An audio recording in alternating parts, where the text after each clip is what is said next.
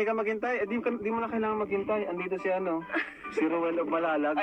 Ay, grabe.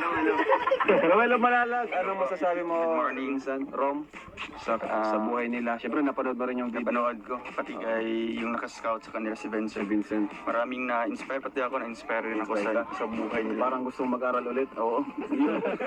Talagang, so sa kabila ng pagkawalan ng kanilang mama, talagang nagsusumikap sila at hindi nyo po maiisip mga kalingap no, na kanilang bahay pa dito. Sobrang sira-sira. Okay lang yun, bro. Huwag kang umiyak. Huwag kang umiyak. Sige, laban lang sa buhay po, mga dalaga po. At sagot mo na ba? Parang napansin ko, bro.